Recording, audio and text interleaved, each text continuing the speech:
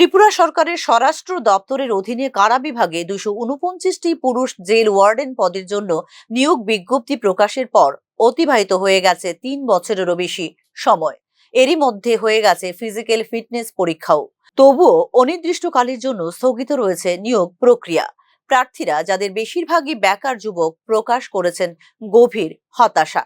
বিষয়টি নিয়ে মঙ্গলবার আবারও একবার আগরতলার জেল সদর দপ্তরে কারা মহানির্দেশকের কাছে ডেপুটেশন দিতে চেয়েছিলেন চাকুরি প্রত্যাশীরা, কিন্তু এক্ষেত্রে খালি হাতে ফিরতে হয় তাদের। গ্রহণ করা হয়নি ডেপুটেশন।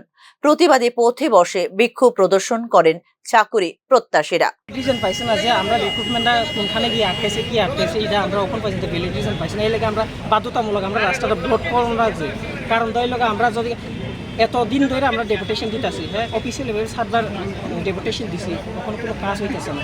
তো যতবার যাই আমরা এটাই শুনে আনি যে আমরা হইতেছে কাজ হইতেছে, এই হইতেছে, কিন্তু আমরা ফিজিক্যাল খুবই কমপ্লিট হয়ে গেছে, কিন্তু এখন পর্যন্ত আমরা প্রসেসিং করা হয়েছে না।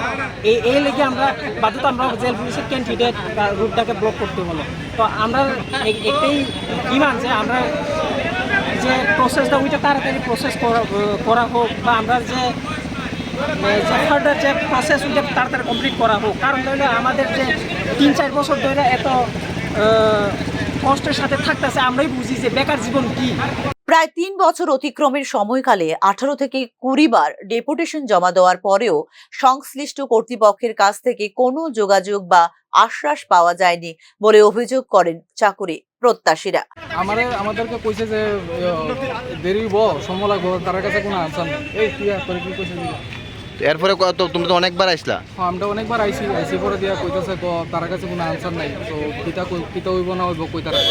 তো এখন রাস্তা অবরোধ যে করছো? এখন রাস্তা অবরোধ।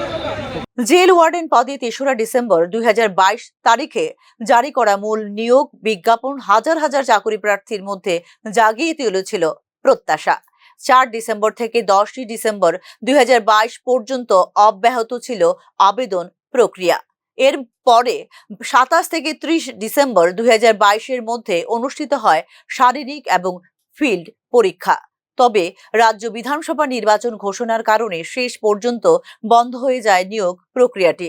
তারপর থেকে লিখিত পরীক্ষার বিষয়ে এখনো পর্যন্ত কোনো সিদ্ধান্ত নেয়নি রাজ্য সরকার। নিয়োগ প্রক্রিয়া স্থগিতকরণ কেবল অন্যায্যই নয়, বরং শারীরিক পরীক্ষায় যোগ্যতা অর্জনের পরে সরকারি চাকরি পাওয়ার ক্ষেত্রে ন্যায্য সুযোগ থেকে বঞ্চিত করা হচ্ছে তাদের বলে অভিযোগ চাকরি প্রত্যাশীদের। ব্যুরো রিপোর্ট, নিউজ নাও।